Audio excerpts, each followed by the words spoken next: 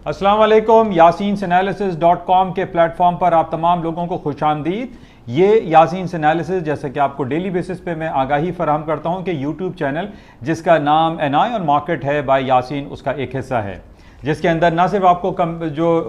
Video clips मिलती हैं, बल्कि इसमें जो उर्दू में, ख़ास तौर पे मैं उर्दू का जिक्र इसलिए कर रहा हूँ कि ये स्पीच भी उर्दू में है, उर्दू में तहरीरें होती हैं, उर्दू में तज्ज़िये और तबसरे पेश किए जाते हैं, क्योंकि पूरी दुनिया में आपको अंग्रेज़ी में तो हर जगह मिल जाता है, लेकिन हमारी कौमी ज़बान, हमारी मादरी ज़बान उर्दू है और उर्दू को हम आसानी से समझ लेते हैं। बहुत सारी तहरीरें, बहुत सारे कमेंट्स और बहुत सारी एनालिसिस अंग्रेज़ी ज़बान में तो अवेलेबल हैं, लेकिन उसको समझने में, उसको इंटरप्रेट करने में लोग थोड़ी सी गलती कर जाते हैं, जिसकी वजह से वो बाय को सेल और सेल को बाय कर देते हैं। तो बहरहाल मेरी कोशिश ये होती है कि उर्दू तहरीर की जाए, उर्दू ज़बान में बातें की जाएं, ताकि आपको आसानी से समझ में आ सके, क्योंकि उर्दू हमारी कौमी ज़बान है और हमें उर्दू की तरवीज में अपना भरपूर किरदार अदा करने चाहिए। अंग्रेज़ी ज़बान हमें बोलनी ज़रूर चाहिए, पढ़नी ज़रूर चाहिए, लेकिन हमारे ऊपर ये जो गुलामी का तोग लगा हुआ है ना कि जनाब हम अंग्रेज़ी बोलेंगे तो हम एक बाशऊर माशरे का एक हिस्सा कहलाएंगे। जैसे कि इमरान खान साहब ने भी पिछले दिनों बड़ी जबरदस्त बात की थी कि हम ये डबल स्टैंडर्ड में क्यों चल रहे हैं,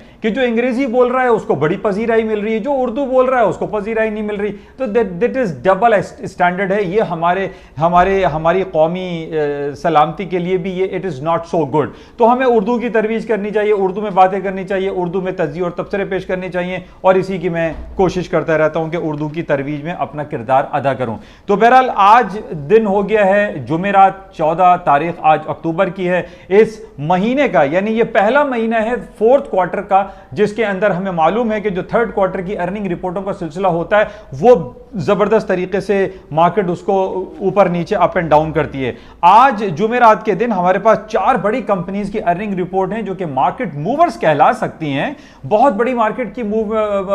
मूवर्स तो नहीं कह सकते, क्योंकि हमें यह मालूम है कि जो ट्रिपल एज हैं या IBM है या नेटफ्लिक्स, फेसबुक, ये आजकल हमारे सामने ऐसी कंपनीज हो गई जिसको फैंग ग्रुप भी कहते हैं, और that is the most market movers companies कहलाई जाती हैं, और इनको टू बिग टू फेल भी कहा जाता है, जिसके अंदर मैं रिपीट कर देता हूं, Apple, Amazon, alphabet, Google, Microsoft, Netflix, Facebook, IBM, ये तमाम वो कंपनीज हैं जो कि मार्केट मूवर्स कहलाती हैं और जिनकी मार्केट कैपिटलाइजेशन 1 से लेके 2 ट्रिलियंस ऑफ डॉलर, यानी 1000 से लेके 2000 बिलियंस ऑफ डॉलर तक इनकी मार्केट कैप है, जो कि they are two big companies. बहरहाल आज जो कंपनीज हैं जिनकी अर्निंग रिपोर्ट्स आनी है वो एक एल्कोआ है, सिटी ग्रुप है, वेल्स फार्गो है और मॉर्गन स्टैनले कंपनी, जिसकी आज अर्निंग रिपोर्ट शाम को अमेरिका की ओपनिंग पर या अमेरिका की क्लोजिंग के टाइम पर या ड्यूरिंग अमेरिकन सेशन पे ये सारी अर्निंग्स आएगी, और इसमें मार्केट में उतार चढ़ाव के इम्कानात मौजूद होते हैं। तो बहरहाल ये 4 कंपनीज को आप जहन में रखिए। अच्छा, इसके साथ ही कल रात हमारी बड़ी बेताबी से सब लोग इंतजार कर रहे थे कि जनाब FOMC, जो कि 22 सितंबर को इनकी फाइनली मीटिंग हुई थी, और अब सिर्फ 2 मीटिंग रह गई हैं इस साल की 2021 की, यानी 1 नवंबर के पहले हफ्ते में और आखिरी दिसंबर के आखिरी दिनों में FOMC के मिनट्स, FOMC की जो फाइनल मीटिंग होती है वो उसके अनाउंसमेंट होनी है, लेकिन अभी वक्त बाकी है। लेकिन कल हमारे पास FOMC की जो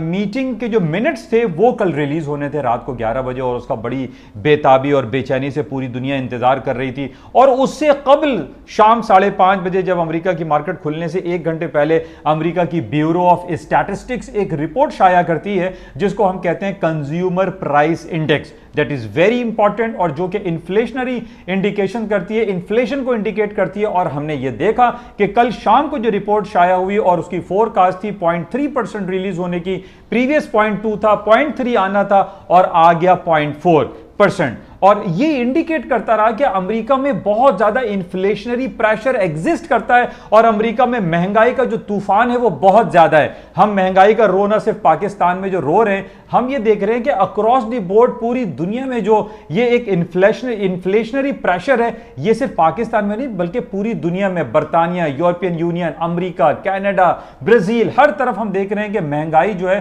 वो बोतल से बाहर उसका जिन आ चुका है और हर तरफ इसका रोना रो रहे हैं और लोग इसका राग अलाप रहे हैं। अच्छा, कल हमारे पास ये इंडिकेशंस तो आनी थी कि जनाब 0.3% आना है, लेकिन 0.4% के आने के बाद ये बातें सामने आ गई कि जनाब अब अमेरिका अपने इंटरेस्ट रेट को बढ़ाने की तरफ जाएगा, अमेरिका जो है वो बॉन्ड परचेजिंग की जो टेपरिंग है उसको करेगा। ये गागी वाले बातें जो हैं वहां पर हमें सुनाई देती रही।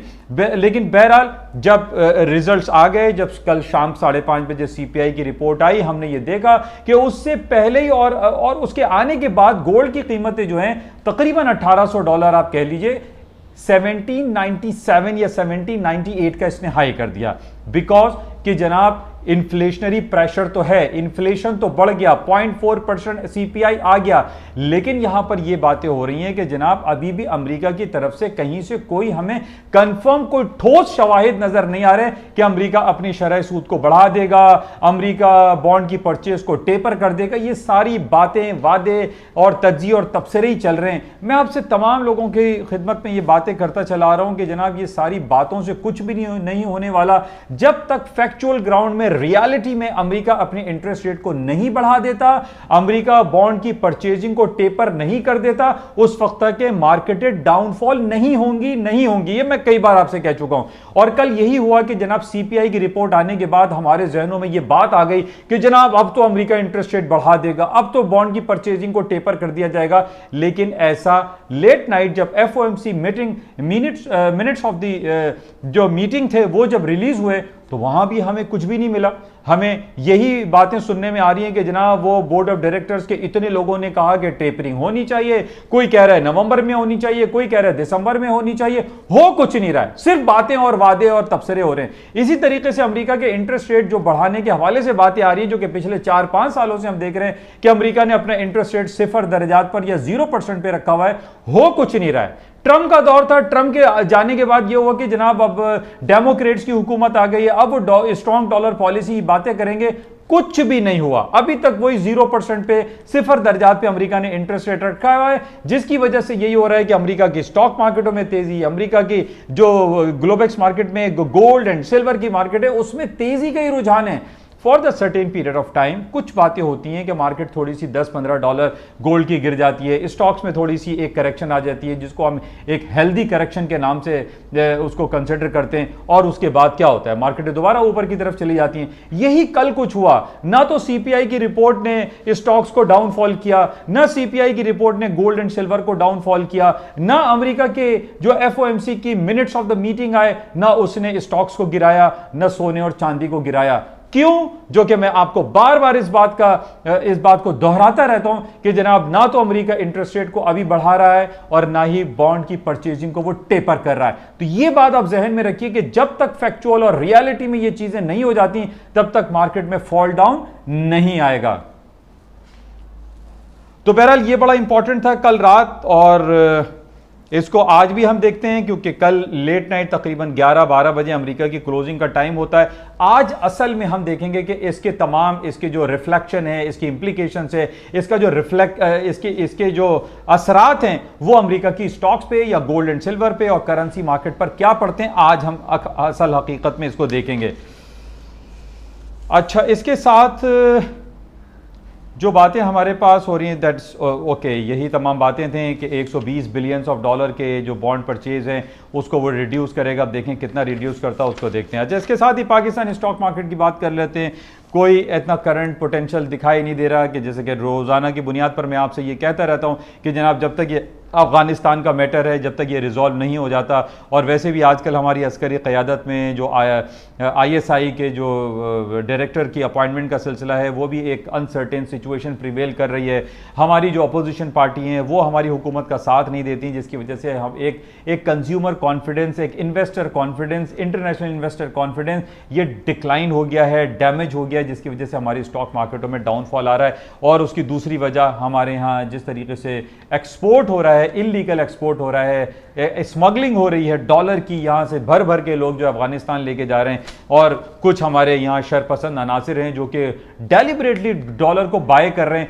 और डॉलर को बाय इसलिए कर रहे हैं कि उनको इंडिकेशन है कि जनाब जब तक अफगानिस्तान का सिलसिला सॉल्व नहीं हो जाता उस वक्त डॉलर जो है वो 200 रुपए तक चला जाएगा। तो बहरहाल इस वजह से जखीरा अंदोजी जिसको आप कह लीजिए कि वो भी हो रही है डॉलर की, जिसकी वजह से मार्केट ऊपर जा रही है। और तीसरी वजह यह है कि जो कि मैंने पहले भी आपसे कहा था कि बी पाकिस्तानी बाय पाकिस्तानी की पॉलिसी को अडॉप्ट करें, पाकिस्तानी चीजों को खाएं, दूध वाली मिठाई खा लीजिए, टॉफी खा लीजिए, बाहर की चॉकलेट्स खाना खत्म करें, चीजें खाना खत्म करें। बाहर के बच्चों के दूध हम क्यों पी रहे हैं, क्यों पिला रहे हैं बच्चों को? हम ये चाहते हैं कि हमारे आजकल ब्रेस्ट कैंसर के हवाले से पूरा महीना इस हवाले से बहुत ज्यादा प्रमोशन हो रही है। खवातीन में ब्रेस्ट कैंसर के जो केसेस हैं वो भी इसी वजह से हो रही हैं, क्योंकि जो माएँ अपना दूध नहीं पिलाती उसकी वजह से उनको ब्रेस्ट कैंसर जैसी मूजी मर्ज का सामना करना पड़ता है। ये टाइम चल रहा है कि जनाब हमें इस पूरे महीने में इसको प्रमोशन भी देनी है कि वो खवातीन अपने बच्चों को माँ का दूध जिसको कहा जाता है कि वो पिलाएं, ताकि हम ये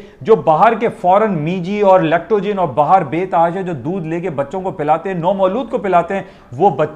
बच्चों के लिए बेहतरीन नहीं है। माँ का दूध सबसे ज़्यादा बेहतरीन है बच्चों के लिए, ताकि हम इंपोर्ट को भी डिक्लाइन कर सकते हैं। बाहर के ये जो हम अशिया खुर्दोनोश के इस्तेमाल करते हैं ये भी डिक्लाइन होगा। इसके डिक्लाइन होने से हमारा जो डॉलर है ये भी कम होगा, नीचे की तरफ आ जाएगा और हमारी करेंसी अप्रिशिएट होगी। तो हमें कोशिश करनी चाहिए कि हम तमाम वो चीजें जो पाकिस्तान में बनती हैं उसको इस्तेमाल करें, ना कि हम इंपोर्टेड आइटम को तरजीह दें।